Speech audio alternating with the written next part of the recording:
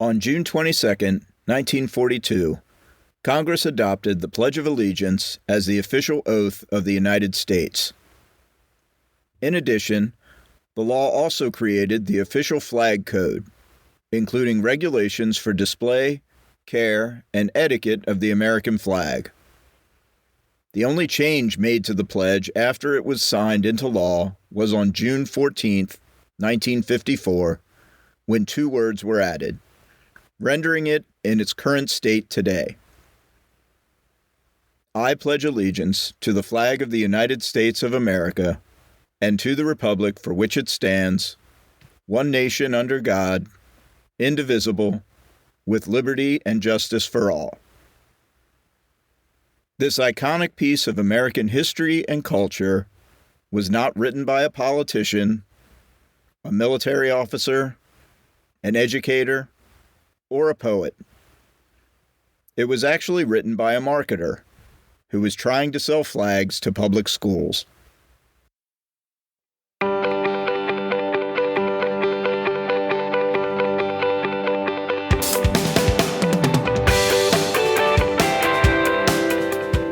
From Pulsar, this is How Marketing Changed the World.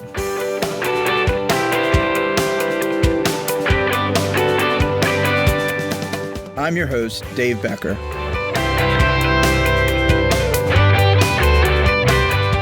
In this episode, the Pledge of Allegiance.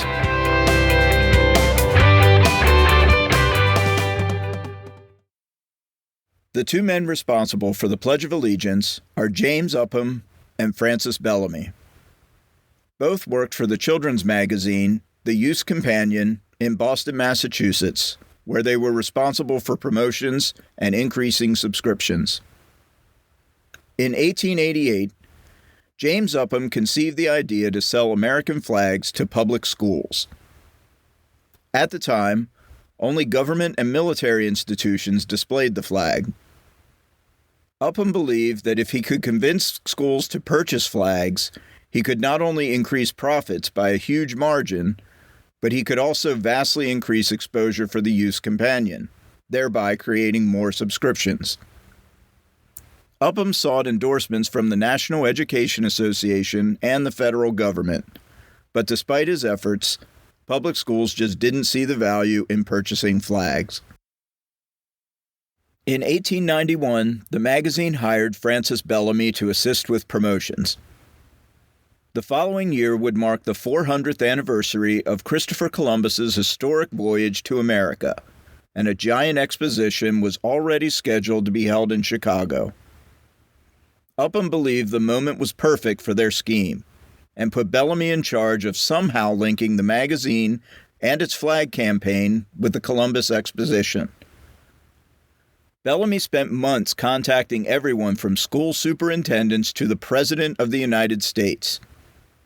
His efforts secured a special flag-raising ceremony at the exposition sponsored by the Youth's Companion, and President Benjamin Harrison declaring October 12, 1892, to be a national holiday, Columbus Day.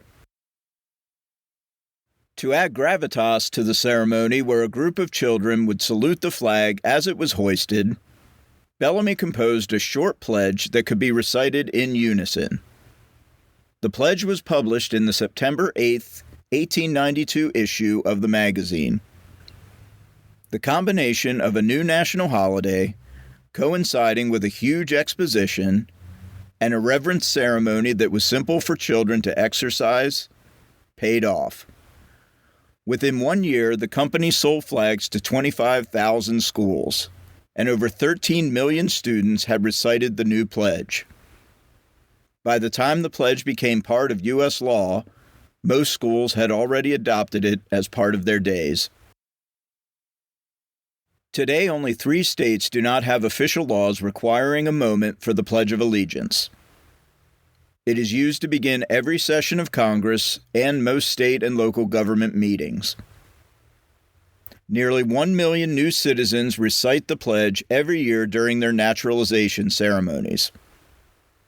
And American flags are now a $100 million commodity, with 150 million sold each year in every size imaginable. The 31 words of the Pledge of Allegiance are arguably the most well-known statement of America known by Americans, more than the national anthem, the Declaration of Independence, and the Constitution. Sometimes, an idea, even a marketing idea, can become bigger than its intent.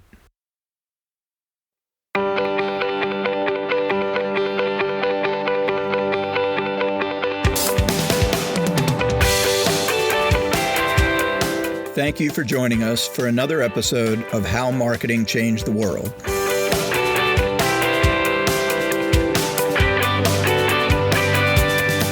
For a transcript of this episode, along with sources, images, and more information, please visit us at howmarketingchangedtheworld.com.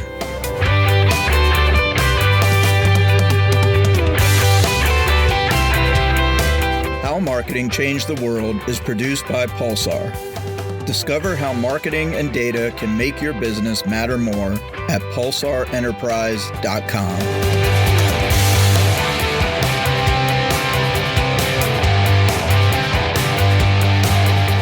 I'm Dave Becker. Join us next month for another captivating story about how marketing changed the world.